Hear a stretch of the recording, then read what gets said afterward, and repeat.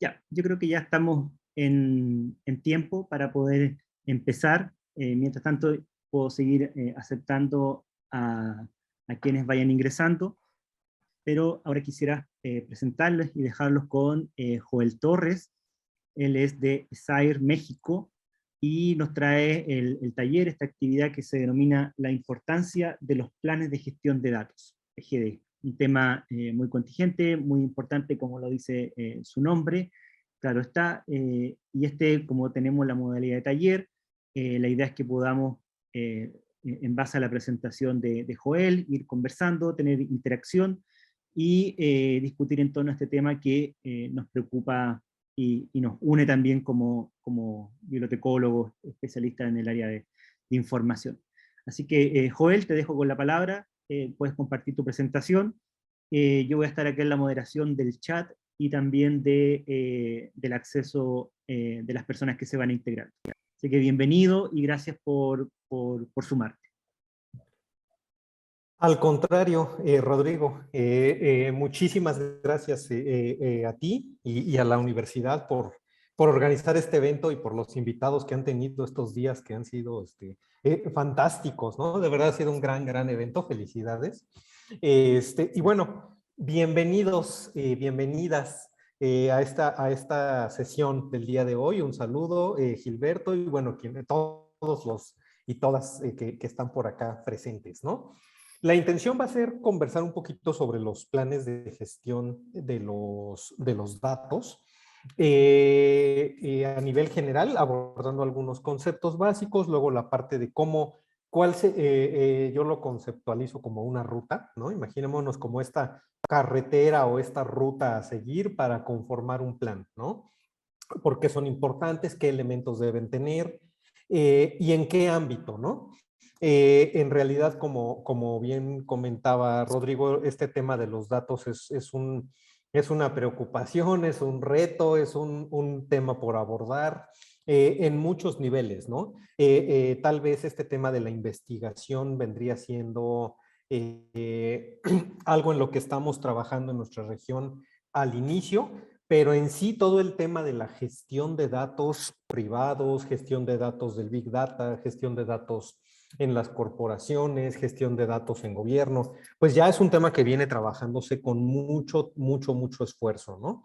Y a partir de estos últimos años, como saben, pues el tema de la transformación digital nos está metiendo o nos obligó a transformar rápidamente la manera en que estamos trabajando. Y obviamente eso, ¿en qué fue lo que implicó? Pues que ahora tenemos muchos retos, o sea, tenemos la publicación y todo lo que implica la publicación en abierto, el cambio de los nuevos modelos, la ciencia abierta. Por otro lado, también tenemos todo lo que es la educación abierta, los recursos educativos abiertos y cómo esos recursos, dónde se tienen que alojar, dónde tienen que vivir, quién los va a consultar, etcétera, ¿no? La visibilidad, el que las instituciones tienen que tener una participación y una visibilidad correcta en este nuevo ecosistema global de ciencia abierta. Entonces, cada uno de esos elementos que estoy comentando, pues al final generan datos o requieren datos o utilizan datos para generar sus productos. Y ahí está donde una de las principales áreas de oportunidad y uno de los principales retos para los bibliotecarios y para las instituciones en general, ¿no? Cómo gestionar los datos, cómo describirlos, dónde guardarlos, qué parte del plan de gestión de datos cae en biblioteca, pero qué partes de este plan caen en otros sitios. Por ejemplo, qué parte de un plan institucional de gestión de datos cae en responsabilidad de un área de tecnologías, cuál parte en el área de investigación. Dentro de este proceso, cuál es el plan de personal de gestión que debe tomar en cuenta un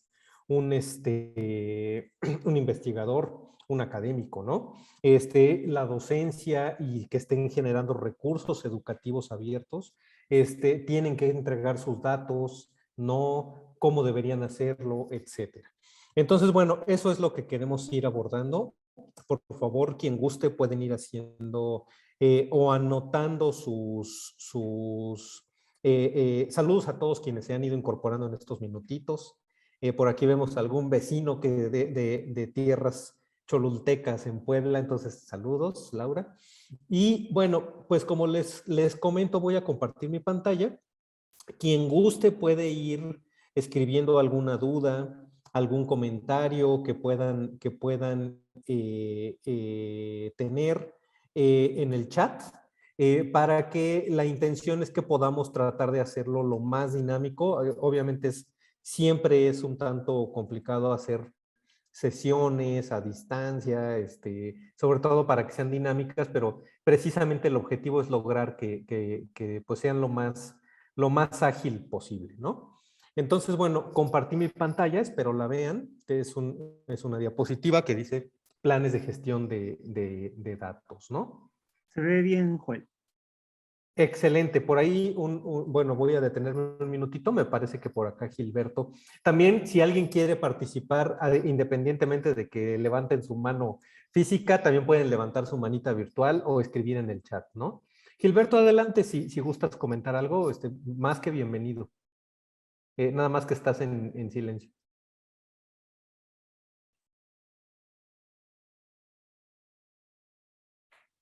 En mute. ¿Sí me escucha? Ahora sí. Aló.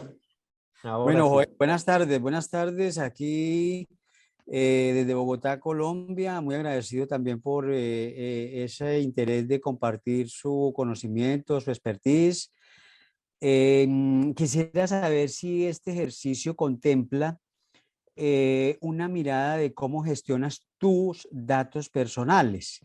A mí como profesional me ha saltado una inquietud muy grande y es, nosotros somos responsables las empresas de generar planes, procesos, procedimientos, manuales, guías, ISO, estándares, etcétera. Y a veces es complejo ejecutar, aplicar, llevar a la realidad porque eso implica incorporar muchas áreas en la organización.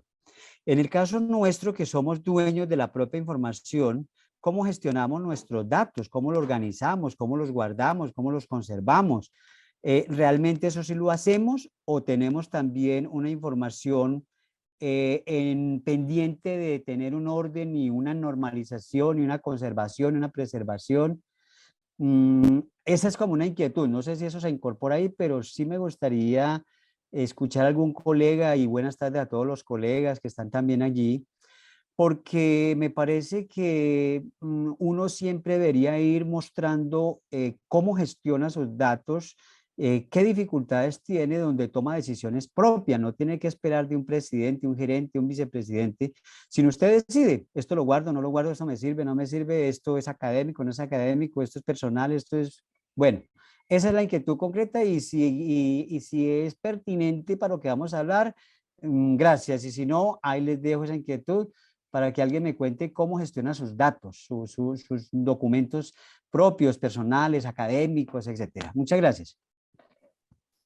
Al contrario, Gilberto, y bueno, vamos a tratar de abordar un poquito de estas temáticas y bueno, pues durante este ratito podremos ir rebotando ideas. Bienvenidas las aportaciones, Gilberto. Bueno, pues voy a arrancar. Por favor, quien guste, recuerden levantar su manita virtual o escribir en el chat y vamos a ir abordando las preguntas cada determinado tiempo, las conversaciones, las participaciones, etcétera. Bueno, pues voy a poner acá en presentar mi... Ahí está. Entonces, bueno, ¿cuál es la temática? Los planes de gestión de datos, ¿no? Como les decía, esto viene en general, esta preocupación, ¿no? Que nos comentaba Gilberto y que seguramente todos enfrentamos, pues realmente no es algo exclusivo de nuestro ámbito, esa es una preocupación global. Todo tipo de organizaciones, en todos los países, en todos los niveles, desde las pymes, los corporativos, los gobiernos, etcétera, ¿no? Para tratar de ilustrarlo, algo que puede ser muy interesante es, por ejemplo, este gráfico, que ahorita lo voy a acercar un poquito, pues obviamente no se alcanza a leer, pero este es un gráfico de una encuesta que realiza una de las organizaciones más grandes a nivel global de sistemas de gestión y de representación de datos, ¿no? Y esta empresa pregunta, bueno, ¿cuál es en esta encuesta que ellos hicieron, que fue fue a nivel global para todo tipo de organizaciones, es decir, empresas, gobierno, corporativos, etcétera? En esta encuesta trataron de identificar cuáles son las principales preocupaciones que tiene una organización o un departamento o un encargado de un proyecto o incluso una persona con respecto al tema de gestionar sus datos. Y si se dan cuenta, viéndolo de izquierda a derecha, las más altas preocupaciones que pues era más del 40% de los encuestados son, ok, ¿cómo voy a gestionar la seguridad de los datos? La segunda es, ¿cómo puedo garantizar o qué debo hacer para tratar de cuidar el tema de la privacidad y de los datos sensibles? El tercero es, ¿cómo le puedo apoyar a las personas para preparar los datos, gestionarlos, organizarlos, acomodar mis archivos? ¿Qué políticas, qué normas tengo que seguir? El otro es, ¿cómo puedo gestionar el acceso a los datos? Tengo datos que van a ser abiertos, obviamente en el ámbito de la ciencia abierta, esa es parte de su principio básico, pero aún así existen ciertos tipos de datos que debo cuidar el acceso o solicitar una validación, o puede haber datos que estoy almacenando y que no tienen por qué ser publicados. ¿Cómo y qué tecnología debo utilizar? Ese es otro. Luego, ¿qué etiquetas o qué marcado o qué descripción, qué esquema de metadatos tengo que utilizar? Esa es otra de las preocupaciones. Y bueno, ya de ahí las otras preocupaciones van hacia cómo curar los datos, cómo puedo tener y desarrollar habilidades y capacidades en mi equipo. Y bueno, el tema de cómo puedo financiar mis proyectos de datos en el largo plazo, ¿no? Entonces, si se dan cuenta, la mayor parte de las preocupaciones tienen que ver con seguridad, privacidad, organización, preparación de los datos, curaduría de los datos, descripción de los datos, que precisamente cuando pensamos en un plan de gestión de datos, el plan de gestión de datos está diseñado y está estructurado, o debemos diseñarlo y estructurarlo para cubrir estas preocupaciones y estos que son los principales problemas que enfrenta cualquier organización de cualquier tipo cuando le dicen hay que organizar datos o hay que gestionar datos.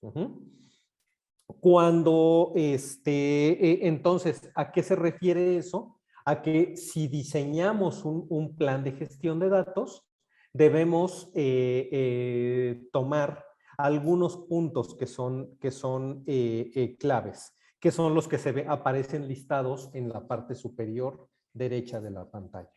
Es decir, uno de los principales y que la mayoría de las organizaciones tomó en cuenta o evaluó en esta encuesta como aspectos importantes que no pueden faltar en un plan de gestión. Esto todavía lo estoy abordando a nivel global, pensando en todo tipo de organizaciones, no solamente planes de gestión de datos abiertos, sino de corporativos, gobierno, etcétera, ¿no? Datos privados, datos públicos, etcétera. Sin embargo, conforme avancemos, nos vamos a dar cuenta que son cosas muy, muy similares. ¿Por qué? Porque surgen con la intención de atacar las mismas preocupaciones. Entonces, dentro de eso, ¿qué se consideró muy importante importante o muy importante? Lo primero, el tener realmente un repositorio central, normalizado, organizacional de datos. Obviamente ese repositorio debe cumplir algunas normas o estándares que faciliten que esos datos puedan ser accesibles. Recuerden que en ese sentido, un repositorio de datos, un lugar donde vamos a almacenar los datos, sigue siendo un repositorio. Y que ningún repositorio, llámese documental, de datos, de software, etcétera, ningún repositorio puede llamarse repositorio si no cumple con sus tres funciones básicas, que son el recopilar la información y organizarla correctamente, el ser capaz de entregar y hacer accesible esa información, incluyéndole capacidades de búsqueda y de localización, y el de preservar la información. Si un sistema de repositorio no permite el depósito, el almacenamiento, la difusión y la visibilidad, la accesibilidad y la preservación del contenido, no es un repositorio. Eso también sigue aplicando en los repositorios de datos. Entonces, los planes de gestión de datos organizacionales o incluso personales, debemos pensar, ok, yo tengo que tener un sitio donde almacenar mi información, en este caso mis datos.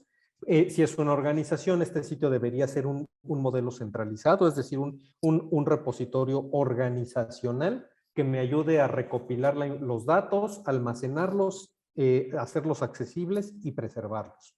Además de eso, se busca, bueno, que sea accesible, que esté disponible en línea, que tenga políticas de gobernanza que definan claramente quién se hace responsable de qué, cuándo, cómo y cómo funciona esto, y de visibilidad, que tenga un modelo y métricas, no solo métricas de consulta. Esto nos suele, a veces solemos caer en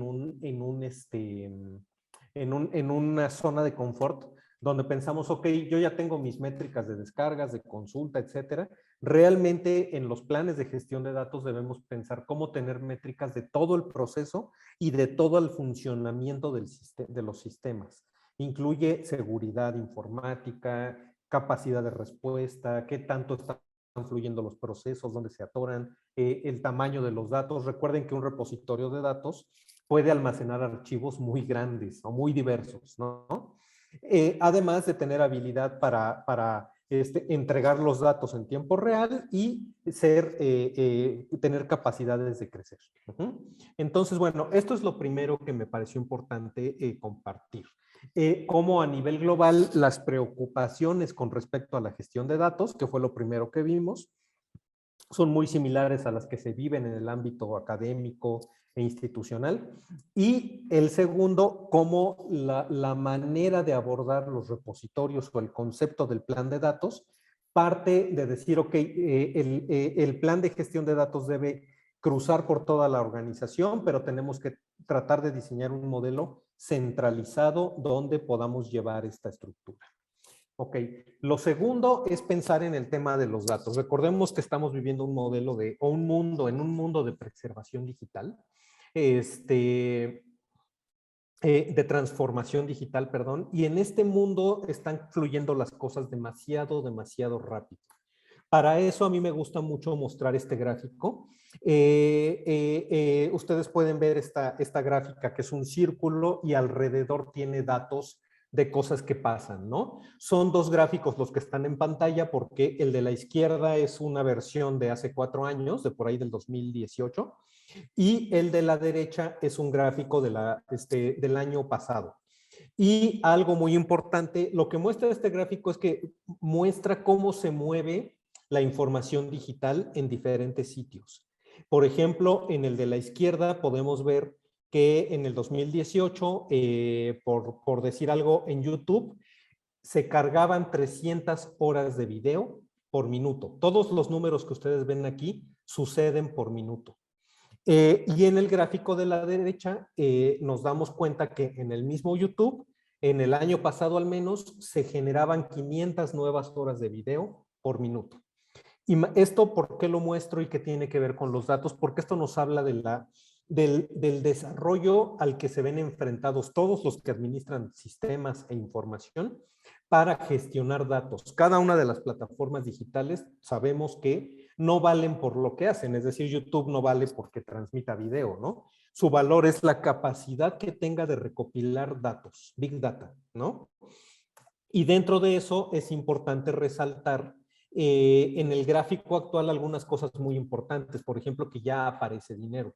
Es decir, en el gráfico del año pasado, tan solo el año pasado, en línea, los consumidores en Internet hacían compras por el equivalente a $1 millón por minuto. O imagínense que Amazon está haciendo envíos de 7,000 paquetes al minuto. Imagínense la cantidad de Big Data y de datos que eso genera, ¿no? Obviamente eso tiene que ver o nos afecta con respecto al tema de la ciencia abierta. ¿Por qué? Porque nos da una visión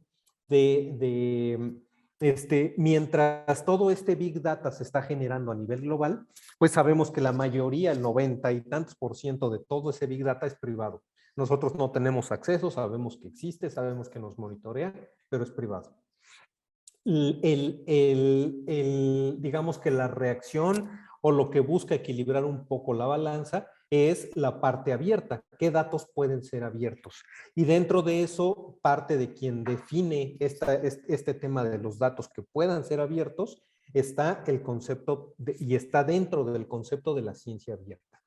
Como sabemos, está este concepto que fue publicado formalmente por la UNESCO a finales del año pasado y se convirtió en recomendación UNESCO.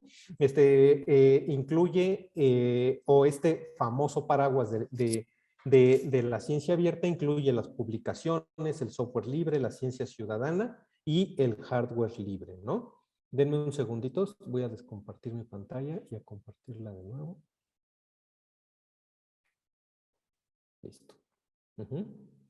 Y lo que define pues son ciertos valores y ciertos principios que tienen que ver con que todo proceso apegado al modelo de la ciencia abierta debe garantizar la transparencia, la capacidad de controlar, debe facilitar la crítica y la falsabilidad. Es decir, que cualquier usuario que encuentra un producto de investigación pueda hacer el proceso y repetir lo que hizo para corroborar que el resultado va a ser correcto y que es el que el autor de un trabajo dijo. Para eso es forzoso que se generen los datos. Para garantizar la transparencia es forzoso que existan los datos. Para garantizar las posibilidades de crítica, pues es forzoso que existan los datos y algún modelo de evaluación también abierto, ¿no? El tema de igualdad de oportunidades, de colaboración, de flexibilidad, etcétera. Lo que nos dicen estos principios y estos valores que son los ejes rectores de todo el concepto de la ciencia abierta es que no podemos basarnos únicamente en trabajar con los resultados finales, sino que necesitamos también trabajar con los datos que se utilizaron para llegar a esos resultados. Entonces, ahí se vuelve muy, muy importante.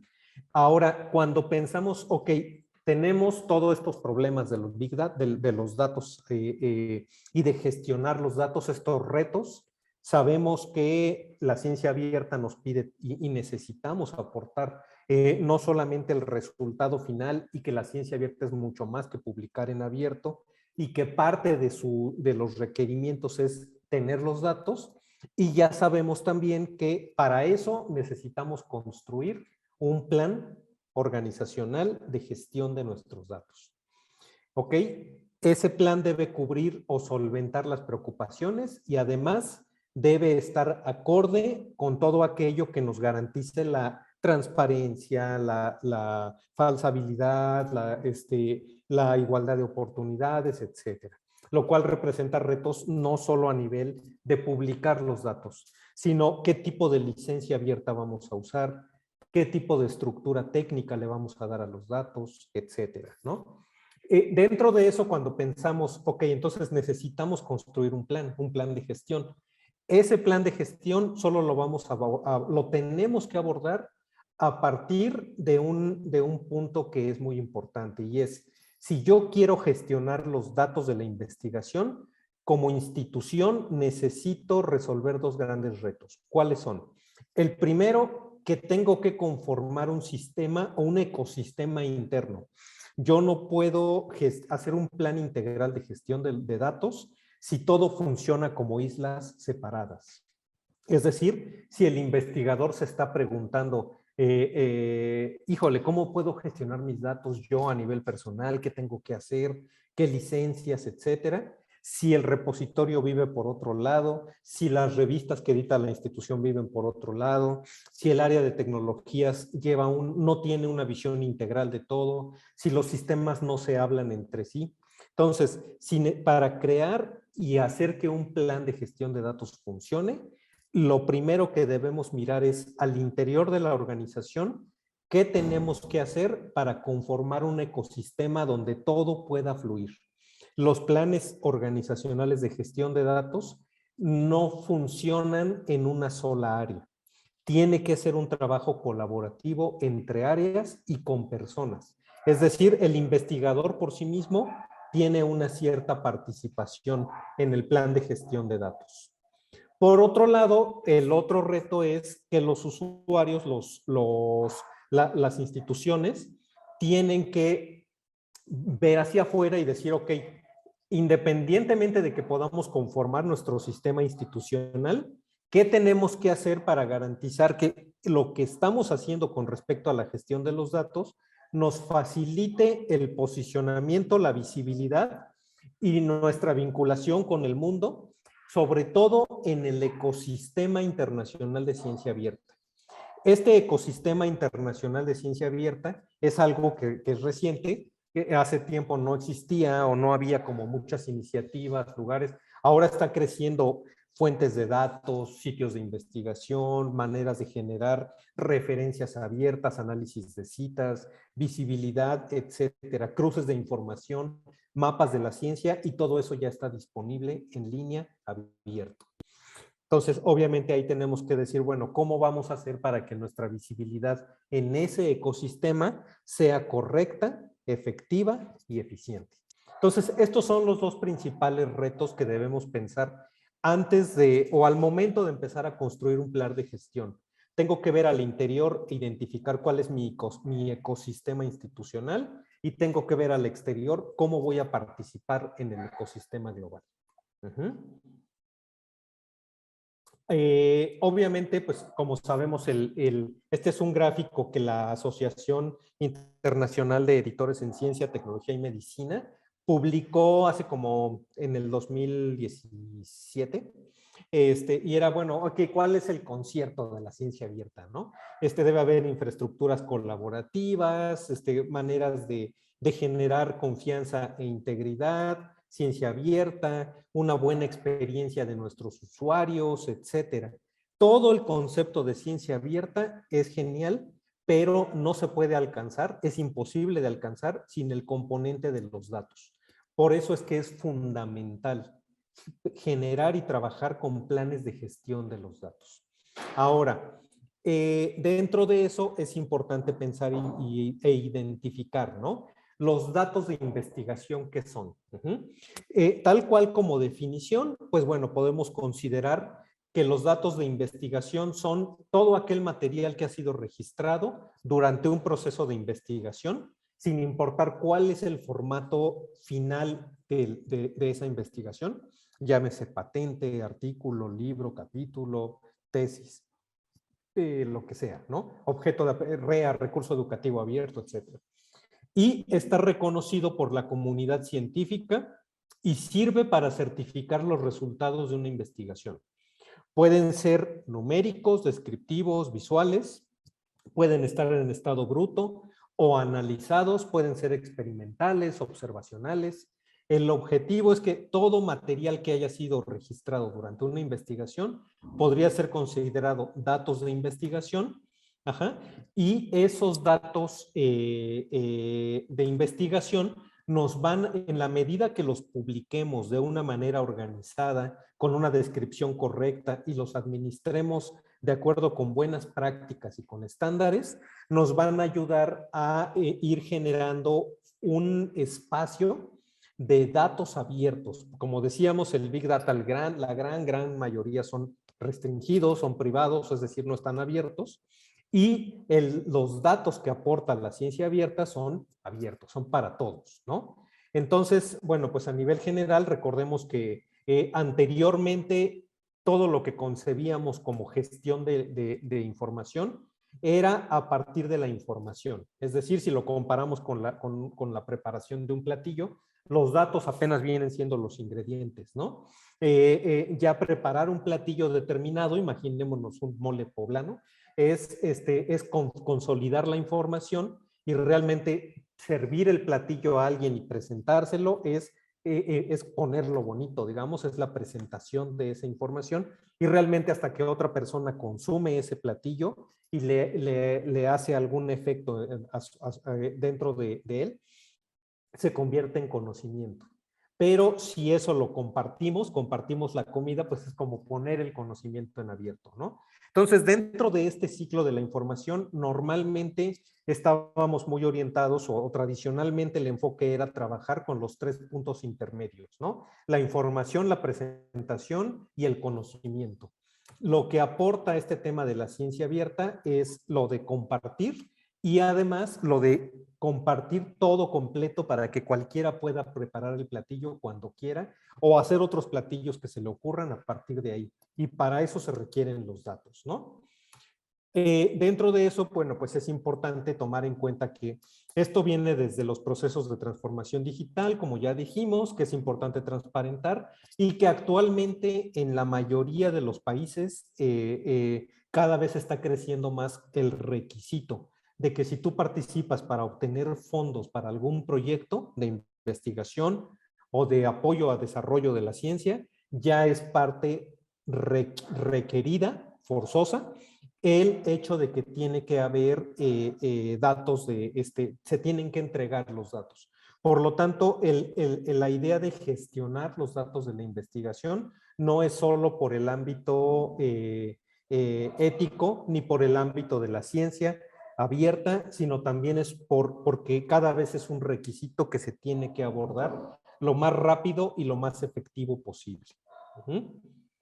Recordemos que los datos para ser abiertos, y todo esto lo menciono porque son cosas que hay que tomar en cuenta en el plan de gestión, los datos para ser abiertos tienen que tener las características necesarias para que puedan volver a ser usados para reproducir y comprobar los resultados. Por lo tanto, cualquier plan de gestión de los datos debe solicitar los datos completos, que no solamente vayan los datos completos, sino que vayan acompañados de toda la información necesaria que les dé contexto, es decir, para qué los generaste, por qué, cuándo, en qué características, cómo le hiciste, qué diccionarios de datos utilizaste, usaste un formulario, dímelo, etcétera, ¿no?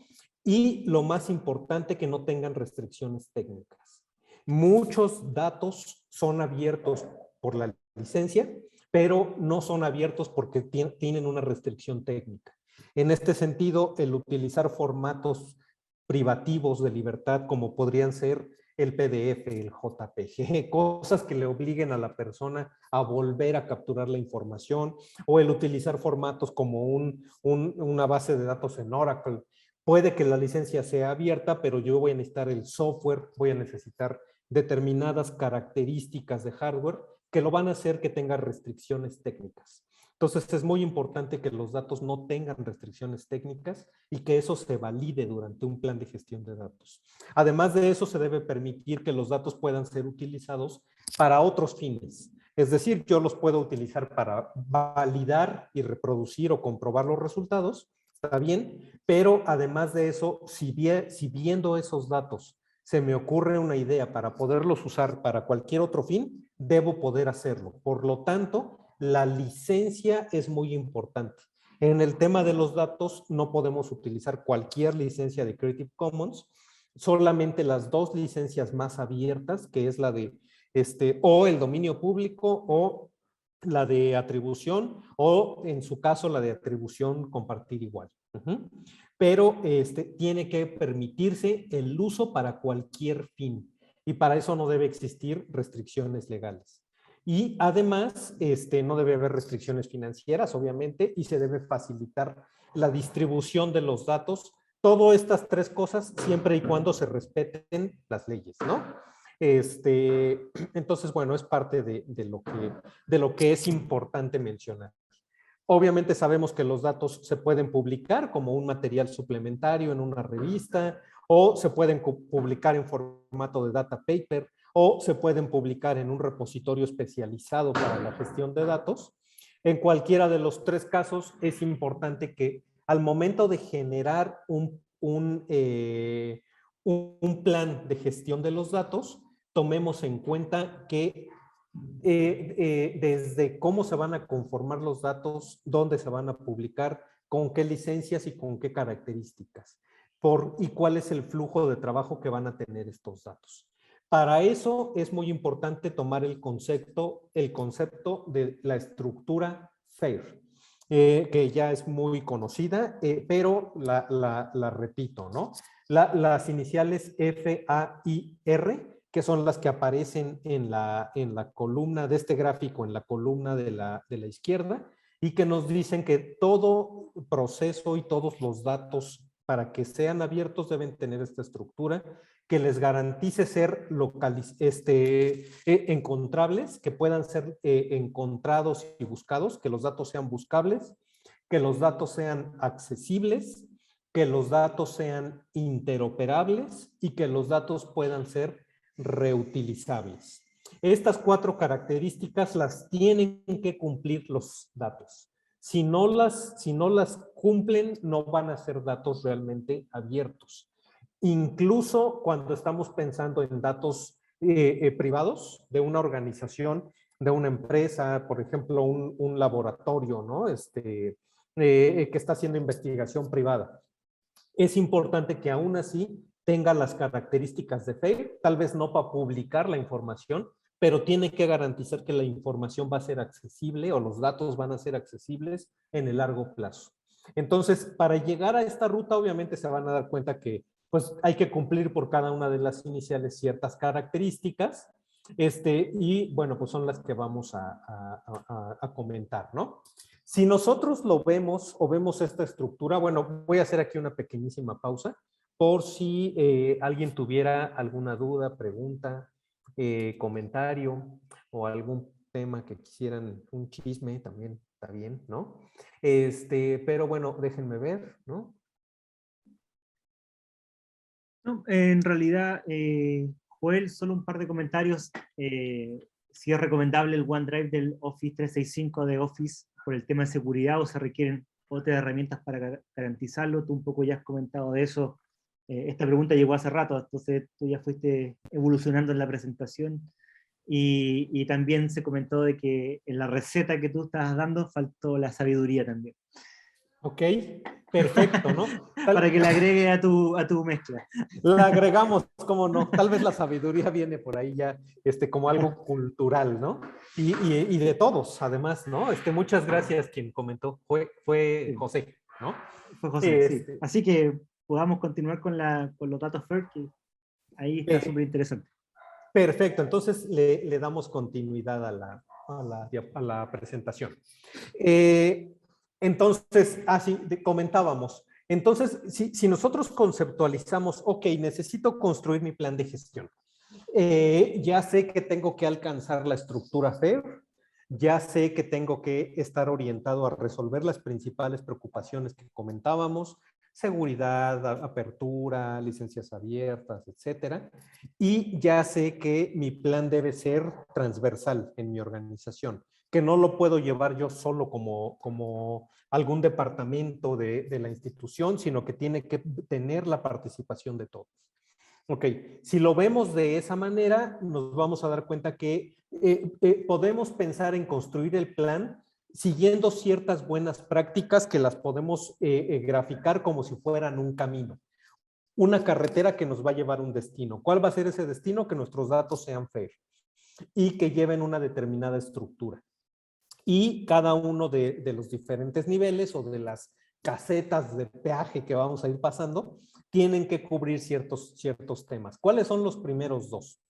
Los primeros dos, todo parte o el inicio del camino es todos nuestros planes de gestión deben partir con que le entreguemos a nuestro usuario o a por ejemplo, al investigador, a la persona que se está encargando de generar los datos, que está haciendo su trabajo, le debemos entregar algún tipo de herramienta, formación, capacitación, lo que él le ayude para identificar y seleccionar los datos. Él tiene que tener claridad con qué datos son los que realmente va a publicar, cuáles son los datos que realmente son básicos para que cualquiera que vaya a comprobar los resultados de la investigación lo pueda hacer.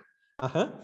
Y debe tener claridad con respecto a qué cosas puede publicar de manera abierta y cuáles son los alcances de la normatividad, la reglamentación y de las leyes con respecto a la protección de datos, ¿no? Es decir, él debe tener, antes que nada, esas habilidades que le permitan seleccionar correctamente la información que va a depositar y además la información que va a publicar, respetando las leyes y la normatividad.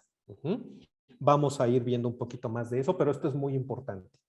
Y eso está en el ámbito de la persona. Es decir, aquí, ¿cuál es el trabajo de la organización o de quien está llevando el plan de gestión? Está en el ámbito de proporcionarle rúbricas, modelos, herramientas, formación, capacitación, lo que él necesite para que se le facilite este proceso de seleccionar. En segundo lugar, hay que generar metodologías para que la persona pueda llevar un correcto tratamiento de los datos, es decir, cómo los voy a organizar. Todavía en mi ámbito personal, incluso, ¿no? Esto le ayuda muchísimo a los investigadores porque a todos nos ha llegado a pasar que abro un documento, abro mi Excel, le muevo algunas cosas, lo guardo y se me olvidó cambiarle el nombre. Entonces ya borré el anterior, ¿no? O ya dejé en alguna memoria y en ese momento tuve que salir porque iba a ir a unas compras, cuando regresé ya perdí la memoria. O sea, todo ese tipo de cosas pues nos pasan. Entonces, un correcto plan de gestión empieza desde dar las herramientas y las guías para que a nivel personal el investigador tenga buenas prácticas para gestionar y tratar su información, incluyendo herramientas para organizarla, qué estructura deben tener, de qué manera debe gestionar incluso los nombres de los archivos o las versiones de los archivos, ¿no? Como sabemos, siempre existe ese tema de, ok, mi Excel final, ¿no? .xls. Mi Excel final, ahora sí el de veras final. Excel final revisado por sí, ya sí es el bueno, ¿no? Entonces, tiene que haber buenas prácticas desde ahí. Además de eso, pasando ese primer peaje o esa primera caseta o ese primer nivel, ¿cuál es el siguiente paso para incluir en un plan de gestión de datos? El darle al usuario herramientas o facilitarle herramientas o procesos o algoritmos o aunque lo tenga que hacer a mano, pero buenas prácticas para garantizar la anonimización de los datos. Esto va de la mano con el primer punto que vimos, ¿no? Si yo tengo una encuesta que voy a subir porque es parte de lo que utilicé para un determinado trabajo de investigación, antes de subir y publicar esa encuesta, tengo que aplicarle lo que tenga que aplicarle para garantizar que voy a anonimizar los datos.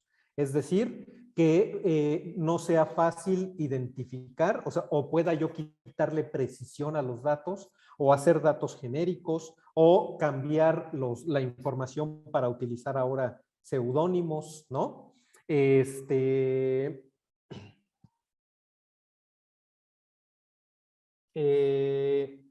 ver por qué no me puso aquí. Anonimización, ¿no? Es decir, ¿qué es la anonimización? Primero, ¿qué tengo que hacer para poder eliminar identificadores? Por ejemplo, nombres de personas, direcciones. ¿Qué tengo que hacer para agregar o reducir precisión de la información? En lugar de que diga persona que nació el 11 de tal mes, de tal año, decir, bueno, pues es una persona entre 40 y 50 años, ¿no? Eso es generalizar o reducir precisión. Generalizar el significado, en lugar de que diga director general o vicerrector de investigación, es decir, es parte del cuerpo directivo.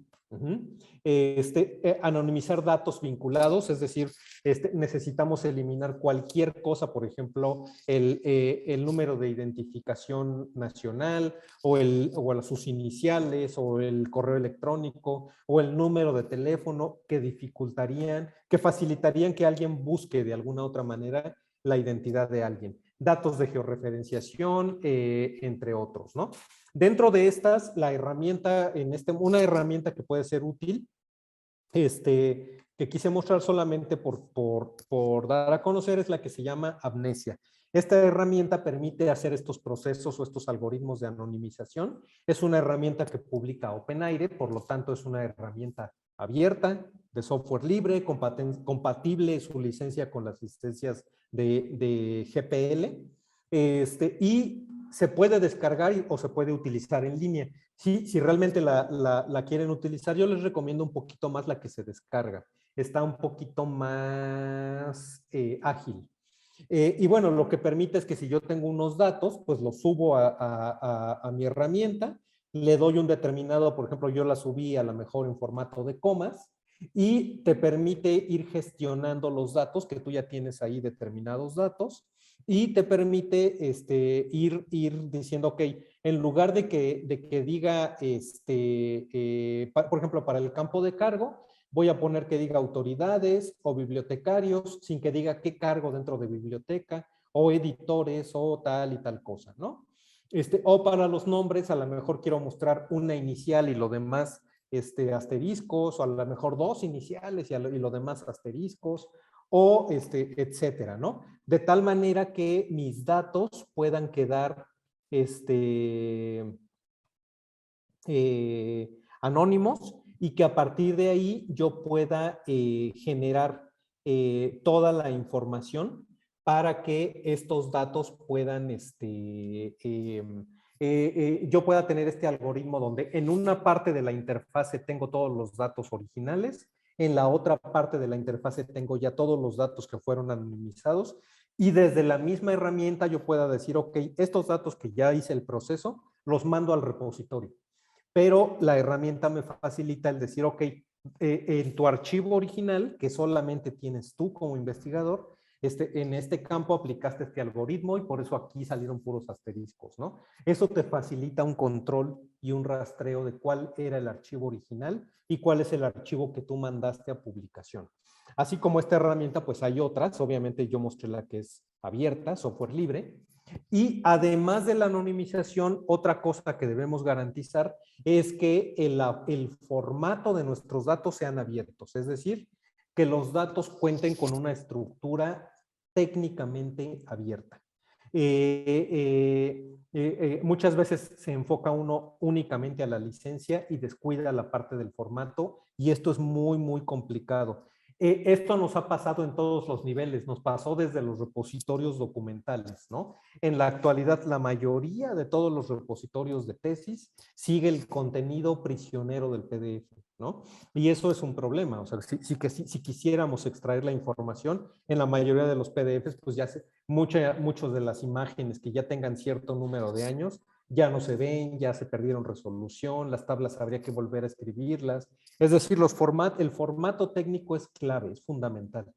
Y en el aspecto de los datos, es obligatorio que desde el inicio los datos lleguen en un formato abierto. Para eso siempre es recomendable tener presente el nivel de las 5 estrellas que definió la W3C. Como ustedes saben, la W3C es el organismo que define diversidad de estándares de funcionamiento de Internet, y dentro fueron los impulsores del HTML, del XML, etcétera. Y dentro de eso, ellos proponen estos niveles que son estrellas que te van diciendo qué tan abierto es tu información a nivel técnico.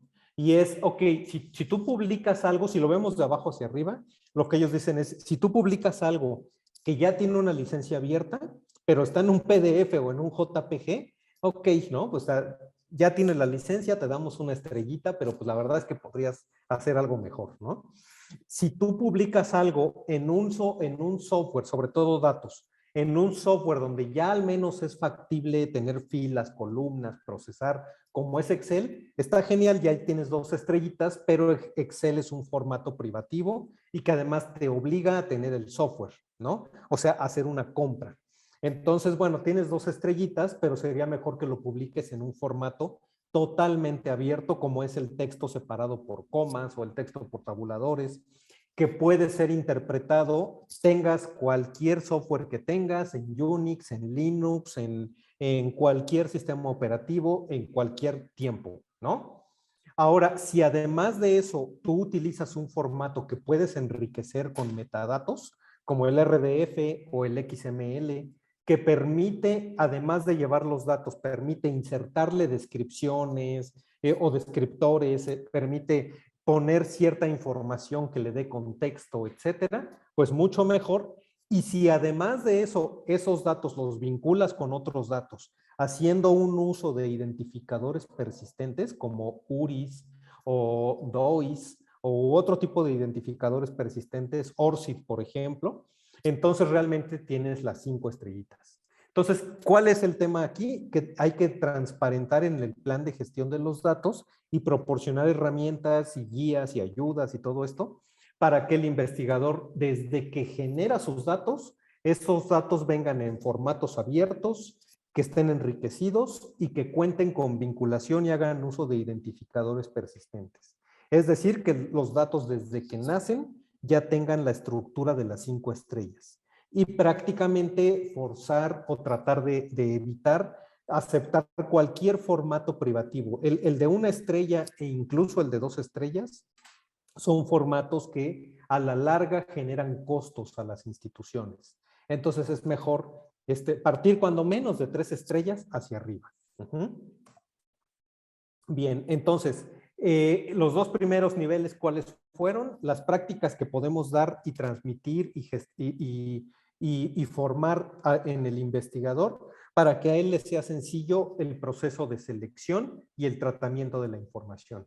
Segundo nivel, herramientas y prácticas que podamos generar para que esos datos ya cuenten con los algoritmos que faciliten la anonimización de la información, que sea sensible, y además todo aquello que tengamos que hacer para garantizar que tenemos 3, 4 o 5 estrellas de datos abiertos.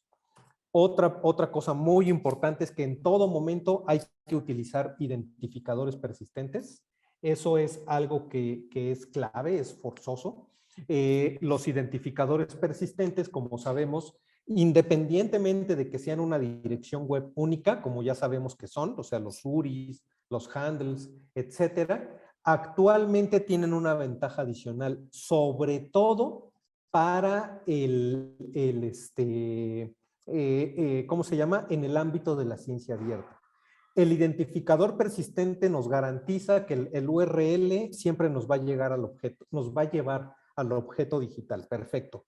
Pero además, cuando hablamos de DOIs para los datos, cuando hablamos de generar un DOI y ese DOI se lo voy a asignar a un set de datos, recuerden que DOI son las iniciales de Digital Object Identifier, ¿no? Y los DOIs no son exclusivos de artículos, se le puede asignar un DOI a cualquier objeto digital. Existen agencias que nos pueden asignar DOIs para sets de datos, para imágenes, para un video de YouTube se le puede poner un DOI. O sea, el DOI, su objetivo es ser un identificador persistente, pero ofrece una ganancia adicional. Y es que los DOIs no solamente se posiciona en línea el DOI, sino que van acompañados de todos los metadatos. Por poner el ejemplo que me gusta siempre utilizar es, normalmente cuando utilizábamos un handle o una dirección fija, pues bueno, la dirección es como un número de teléfono y es como si yo tuviera una lista de números de teléfono, que si yo marco el número siempre me va a contestar la misma persona, pero yo no sé quién es. Al hacer uso del DOI, va a ir el DOI, que sería el equivalente al número de teléfono, pero va a ir acompañado de los metadatos, lo cual me va a permitir generar una guía telefónica que me permita tener una información clara de quién es, qué datos tiene, etcétera, ¿no? Los DOIs nos dan esa enorme ventaja. Los DOIs están permitiendo conformar en conjunto con el ORCID. Recuerden que el DOI sirve para objetos digitales. El ORCID nos ayuda a tener un identificador digital para la identidad inequívoca de una persona y el ROR nos permite tener un identificador digital para las organizaciones, que recordarán que también los nombres de las organizaciones han sido un dolor de cabeza, ¿no? La conformación de los tres, DOI más ORCID más ROR, lo que está permitiendo es generar una colección pública de metadatos de investigación que es FAIR y que podemos consultar cualquiera de nosotros en cualquier momento. Y gracias a eso están naciendo iniciativas como la iniciativa de las citas abiertas, es decir, actualmente ya cada vez existen más y más millones de registros que se pueden buscar para hacer análisis de citas totalmente abierto. Y además de eso, se está conformando otras iniciativas como la de PID Graph, que lo que permite es hacer un rastreo y decir, ok, voy a buscar una institución, identificar esta institución, quiénes son sus investigadores, qué proyectos han hecho, si han sido con recursos públicos, quién fue el financiador, cuáles son los resultados, quiénes ya lo citaron, cuáles son artículos que ellos citaron, etcétera. O sea, hacer un rastreo muy detallado. Todo eso abierto, disponible y público, ¿no? Recuerden que se llama la Iniciativa para las Citas Abiertas. Ay, perdónenme, me salí de mi... la Iniciativa para las Citas Abiertas.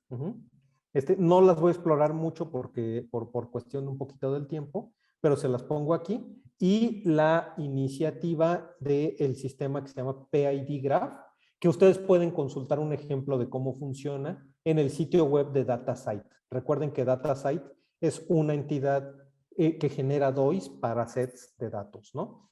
Y que nos permite buscar una determinada institución e identificar ese perfil de la institución, quiénes son los investigadores adscritos a esa institución, cuáles son los trabajos, todo eso totalmente abierto, que se puede descargar para un uso de análisis propio, ¿no? Por ejemplo, aquí cuántas citas ya tienen, cuántas vistas, descargas, trabajos, documentos, etcétera, ¿no? Entonces, bien, perdonen, continuando con ese concepto, entonces es, además de los usos y de los identificadores persistentes, es clave seleccionar correctamente las licencias. Las licencias que vamos a utilizar, recuerden que en los datos, las buenas prácticas para los datos de la investigación es utilizar las licencias más abiertas posibles, que pueden ser las Creative Commons, o hay un sitio que se llama Open Data Commons, pero en esencia es la misma licencia, que solamente es o dominio público, que bueno, ahí no se requiere más que es dominio público, o atribución compartir igual. Pero deben ser licencias abiertas sin restricciones. De tal manera que, bueno, como digo, pueden ser la de Open Data Commons o las de Creative Commons, pero las más abiertas. Si tienen duda en ese sentido, recuerden que cuando uno usa el selector de licencias, siempre aquí nos dice si la licencia es realmente compatible con la cultura libre. Por ejemplo, si yo aquí le digo que no quiero usos comerciales, pues me genera la licencia correcta, pero el mismo selector me dice, ok, no es una licencia de cultura libre. Las que son compatibles con datos abiertos son las que nos permitan tener este icono. Ok, entonces el siguiente nivel, después de selección y tratamiento, después anonimización y formato, este nivel de identificador persistente y licencias. Y bueno, por último, el siguiente nivel sería, a ver, identificador, licencias. Sería que tenemos que trabajar e integrar en el plan de gestión la información necesaria para que cualquier usuario sepa cómo citar los datos, y también se puedan subir los datos con una herramienta, decir, cita o cómo citar estos datos, ¿no? Que obviamente tiene que ser una cita normalizada y que debe ser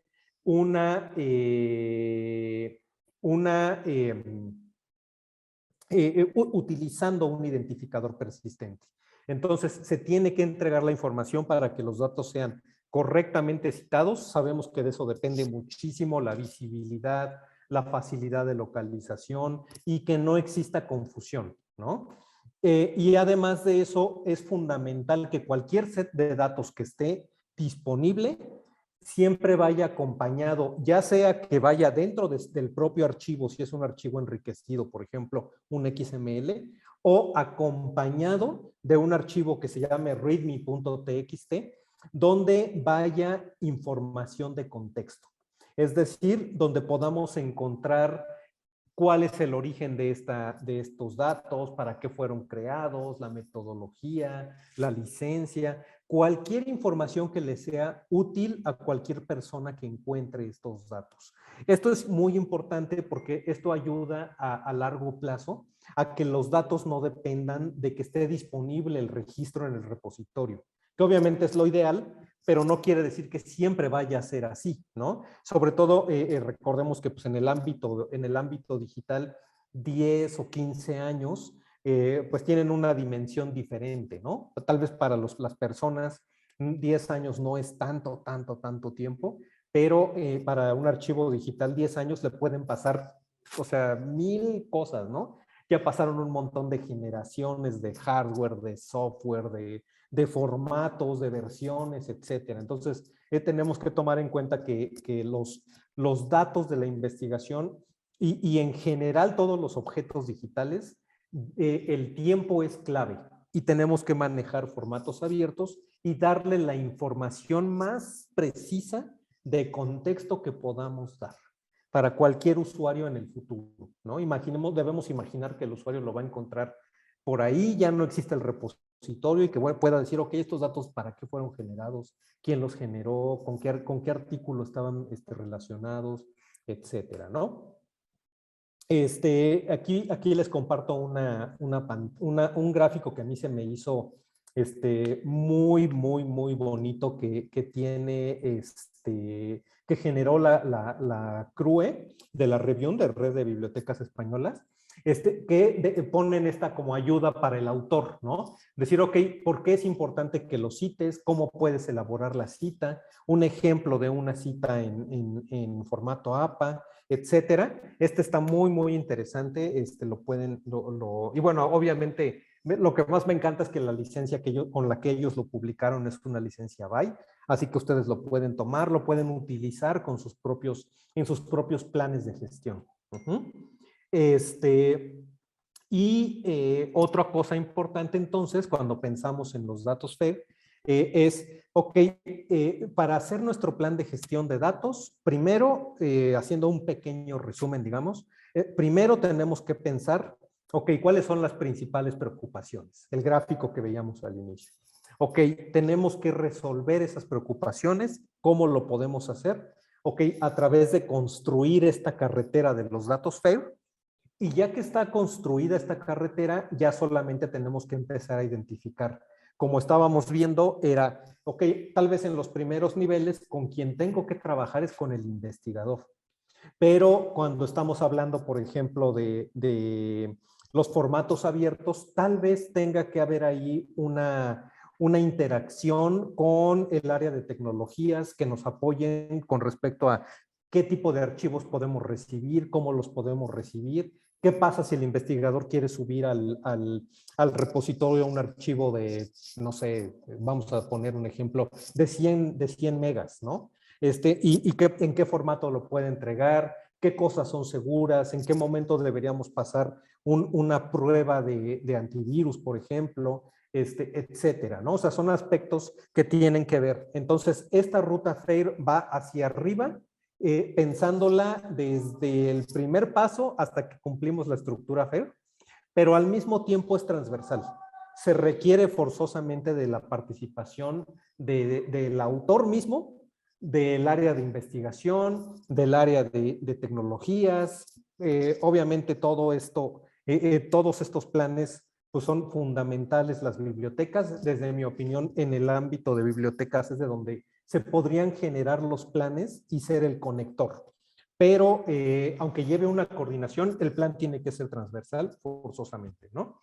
Entonces, bueno, si revisamos nuevamente este cuadro FAIR, nos dice que los datos deben ser encontrables o buscables, accesibles, interoperables y reutilizables, ¿no?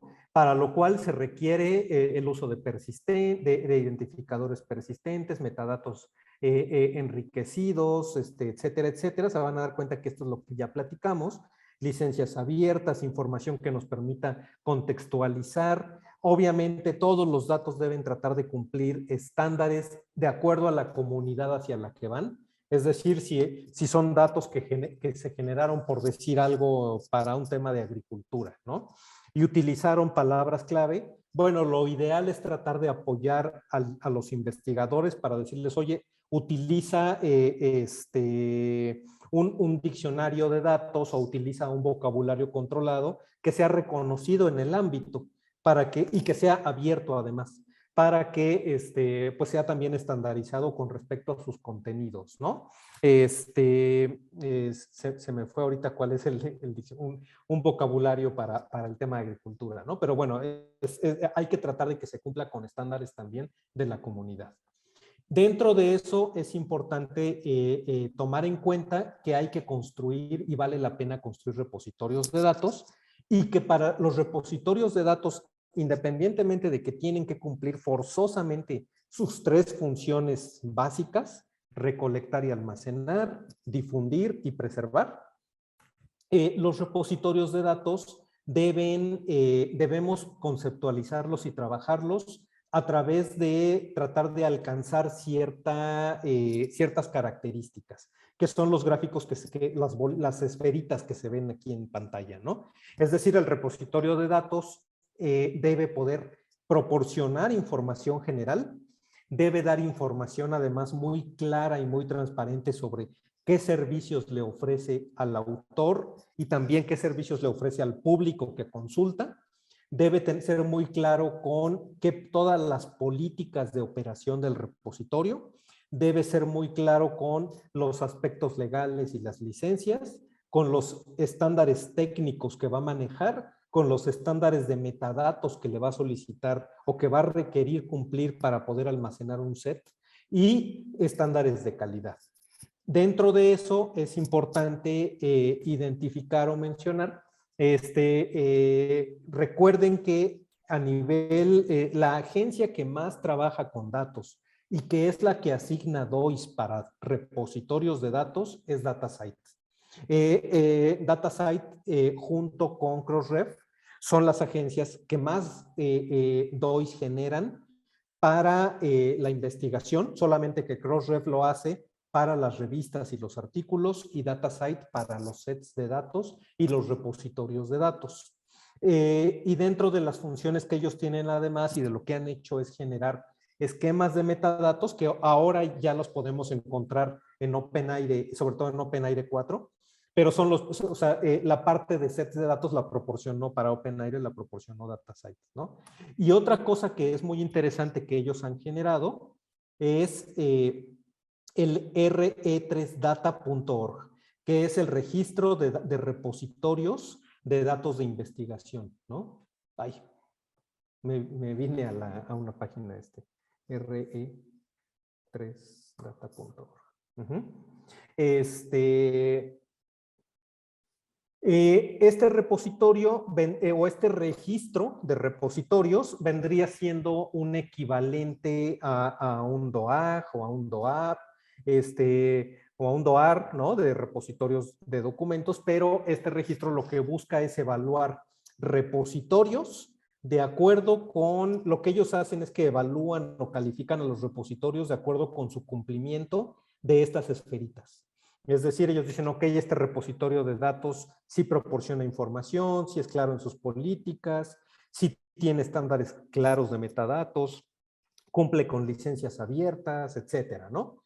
Y le da a los usuarios, otra vez, perdónenme, le da a los usuarios el acceso completo y uno aquí pues, obviamente puede hacer una determinada búsqueda y puede encontrar la información o la lista de repositorios. Yo busqué México, me dice, ok, repositorios que hablan de la temática o tienen la temática o tal, y a través de estos iconos que aparecen aquí en pequeñito, los que aparecen en gris estos iconos corresponden a las esferitas que evalúa, y los que aparecen en gris son que no lo tiene, y los que aparecen en color son que sí lo tiene, ¿no? Entonces dice, bueno, este repositorio sí te proporciona información adicional, este repositorio sí te da, cuenta con licencias apropiadas de acceso abierto, provee una política clara de gestión, este repositorio asigna DOIs, etcétera, ¿no? Obviamente cuando ustedes le den clic, pues bueno, ya los va a llevar a un desglose del repositorio, sus temáticas, de qué trata, quiénes son la institución o instituciones que lo financian, cuáles son en general los términos de uso y licencias, ¿no? Y qué estándares puede cubrir, ¿no? Por ejemplo, aquí dice, bueno, a mí me interesa cosechar datos de aquí, ok, lo puedes hacer, pero a través de un servicio REST, ¿no? Otros puede que me diga, bueno, esto lo puedes hacer a través de OAI PMH o de OAI tal, ¿no? ¿Cuál es el esquema de metadatos que usan, etcétera, etcétera? Entonces, bueno, es importante saber que existe este registro, porque a ustedes les puede ayudar no solo para encontrar repositorios de datos en diferentes temáticas, sino para darse una idea de qué herramientas existen, cuáles se pueden utilizar. Obviamente, DataSite, un sistema de gestión de repositorios de datos muy utilizado es el Dataverse, que es software libre. Su licencia es compatible también con las licencias de GNU, y que está pensado o está diseñado para trabajar específicamente con datos, ¿no? Es muy útil, pero pues bueno, obviamente no es el único, ¿no? Entonces, dentro de eso, cuando pensamos en herramientas de software, a mí me gusta mucho compartir esta ruta, que es como estamos pensando, en construir un plan de gestión, y de repente al construir un plan de gestión, siempre pues salen, esto viene siendo así como un tema de ir de lo simple a lo complicado, ¿no? Empieza ok, el plan de gestión, pero el paso 1 se va expandiendo hacia acá, el paso 2 se va expandiendo hasta acá, el paso 3 hasta acá, y termina siendo un proyecto grande y complicado. Incluso dominar estas temáticas pues bueno, o sea, hay que irse metiendo más y más y más. Pero un reto común que se encuentra es todo el plan de gestión siempre va a implicar conocer nuevas herramientas y ponerlas en práctica. Como veíamos, hoy vamos a requerir herramientas para la organización, herramientas para la transformación de los datos, herramientas para la anonimización, la herramienta misma que vamos a usar para el repositorio de datos, la herramienta para tal, ¿no? Entonces, algo que a mí me parece muy importante para incluir en el plan es cuál va a ser la metodología para que evaluemos herramientas. De cualquier tipo, para cualquier fin. ¿Cuál va a ser la metodología? Ya sea la herramienta de repositorio o la herramienta de anonimización o la que sea. Muchas veces cometemos el error de evaluar los softwares o las herramientas de software o de tecnología al revés. Primero vemos la parte bonita, la parte funcional, y descuidamos aspectos clave.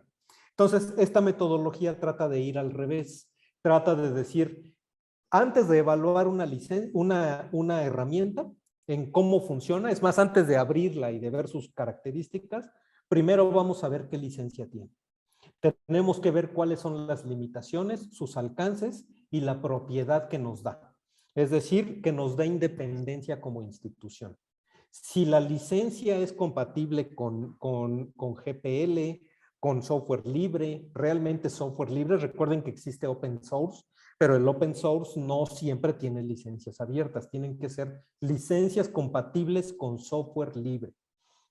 Si la licencia es buena, ok, entonces ahora es muy importante analizar de esa herramienta, aún antes de abrirla, cuál es su masa crítica, es decir, cuántas instalaciones tiene y qué tan diversas son en el mundo. Por decir un repositorio, ¿no? El Dataverse. O algún software. ¿Dónde lo han instalado? ¿En qué tipo de instituciones? Podemos darnos cuenta que, por ejemplo, un sistema que lo han utilizado, voy a poner de ejemplo el DSpace. Un sistema como DSpace que sirve para repositorios de un pequeño centro de investigación o de una universidad nacional o de un repositorio de un organismo corporativo. Nos da una idea de que es un software flexible y sólido. Si nos damos cuenta que solo tiene 30 instalaciones y las 30 son en el mismo tipo de institución, puede que tenga determinados problemas. Hay que pensar siempre en la masa crítica. El otro es la complejidad. Es decir, tenemos que tratar de analizar, ok, de todas las instalaciones que tiene esta herramienta, que estamos evaluando, más o menos cuánto tiempo llevaron en implementarla. Si es una herramienta que en promedio se llevaron 3 años, debe ser muy complicada. Hay que tener cuidado. Eso debe ser un foco rojo. Ustedes recordarán hace yo diría que hace como por ahí del 2016, 2017, estaba muy, muy en boga en temas de repositorios el uso de IRAX, que después fue SUFIA, ¿no? Y decían, es que este es el sistema de repositorios del futuro, etcétera.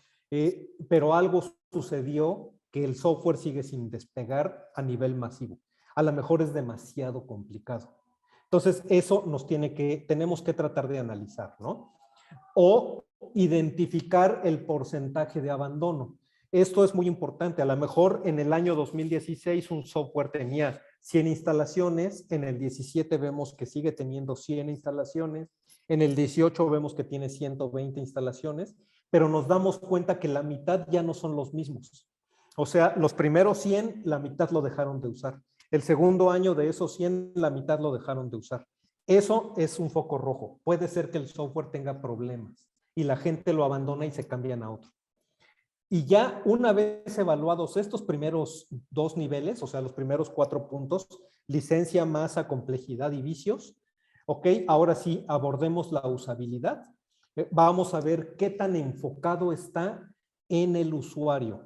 Qué tan fácil de usar es para el usuario, qué tanto le ayuda, qué tan fácil, en cuántos clics él llega al contenido, qué tan lógico es o qué tan amigable. Después de eso veamos qué tanto nos da independencia, es decir, cuánta documentación hay en línea, si hay foros, si realmente responden rápido, si la comunidad es participativa. Esto es clave sobre todo en software libre. Como ustedes saben, en el software libre, pues no hay un fabricante que te va a dar soporte, respaldo, etcétera. Entonces es muy importante analizar cuánta documentación existe y qué tan activa es la comunidad, ¿no? Y ya después de todo eso, ahora sí podemos evaluar, ok, dime cuáles son sus características y funciones. Es bonita la interfase, hace búsquedas, hace filtros, wow, genera unos gráficos, nos da estadísticos, perfecto. Pero características y funciones son lo último a evaluar. Primero, evaluar siempre licencia, masa crítica, complejidad, si no tiene vicios ocultos, usabilidad, independencia y ya al final características y funciones. Eso nos da una ruta que nos puede ahorrar muchísimo dinero y muchos dolores de cabeza, y al área de tecnologías le va a ahorrar muchas noches de sueño, ¿no? De estar peleando con una plataforma y migrándose a otra y tal cosa, ¿no? Entonces, bueno, quise cerrar con esto porque en un plan de gestión de datos, como esto es un tema realmente nuevo en nuestro ámbito, el construir el plan va a implicar muchísima formación, muchísima capacitación, pero también abordar muchas nuevas tecnologías. Y para eso necesitamos identificar cuál va a ser la ruta para evaluar correctamente las tecnologías que obviamente llevan una parte muy fuerte de la inversión en este tipo de proyectos, ¿no? Bueno, pues aquí me regreso sin querer a la diapositiva, pero es lo que yo quise compartir con ustedes el día de hoy, esperando que les haya resultado de interés, ¿no? Y bueno, no sé si haya algo que quisieran que comentemos, que abordamos. Yo encantado desde aquí de tierras poblanas en México. Muchas gracias, Joel. La verdad que hay muchísimos comentarios acá en el chat. Excelente resumen, muy pedagógico. Ahí tú también los puedes ir mirando. Quieren que haga un taller, quieren que haga un curso mínimo de 20 horas pedagógicas. Me tomé la libertad de compartir tu correo en el chat, así que probablemente te podrán escribir. Acá, interesante pregunta, porque lo hemos discutido en otros paneles también, es si para un repositorio de datos y de investigación recomienda Dataverse o DSpace. Si quieres podemos comentar un poco de eso. Yo quería comentar también de todo lo que tú estabas planteando, que que también, bueno, las herramientas que se están disponibilizando para crear estos planes de gestión de datos, ¿cierto? Donde acá, por ejemplo, lo que hace el DCC o el GISC, que son instituciones destacadas, ahí voy a ir compartiendo algún enlace. En español, el consorcio de Madroño, que también ha hecho una traducción de esta plataforma y que resulta como para ir sistematizando un poco la información para los académicos. Pero claro, tú diste una panorámica sumamente completa acerca de todo lo que hay que hacer. En mi experiencia, por un estudio que me tocó realizar, analizamos las primeras 50 instituciones del ranking QS, y la verdad que solo el 7% había desarrollado planes de gestión de datos. Y muchas ya habían avanzado en repositorios de datos.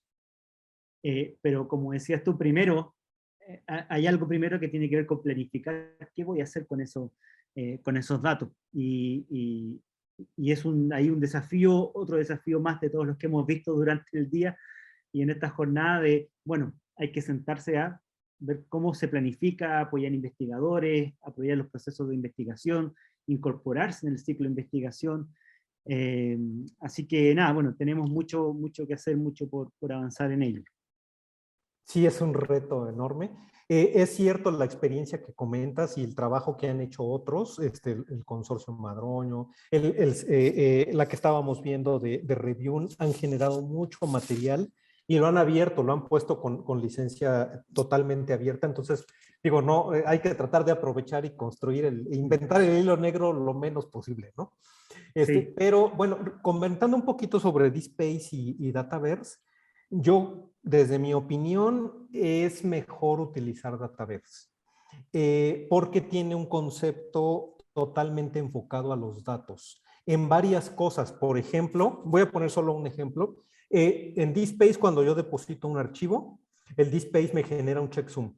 Es decir, le genera una huella digital al PDF, por ejemplo, y si ese PDF se modifica, me podría avisar o me podría generar un reporte. En Dataverse no genera checksum, sino que genera o usa un algoritmo que se llama MD5 que verifica la integridad del contenido, no del formato.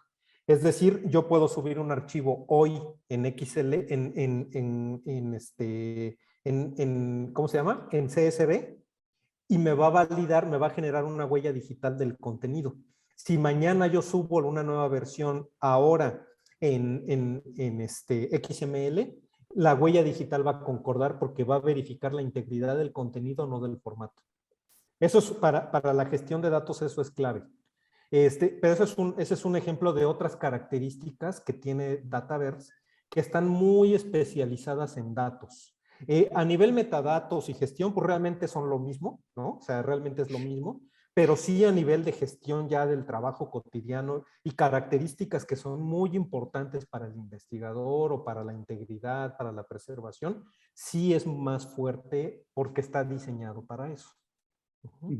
Sí, aprovechando que tenemos colegas de distintos países, y tú mencionaste DataSite, diversas instituciones en la región estamos liderando consorcios de manera de poder generar efectivamente DOIs, ¿cierto? Ustedes están liderando en México, la Universidad de Chile en Chile, en Colombia también se está sumando, bueno, en la Universidad del Rosario, no me recuerdo en este minuto si está Costa Rica, pero en Brasil también hay otro consorcio ya creado.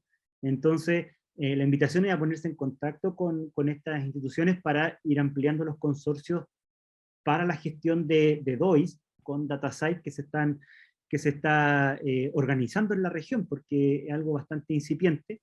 En Chile, en el consorcio está la Universidad de Chile y la Universidad de Concepción, y en México, bueno, ustedes tienen muchos más integrantes.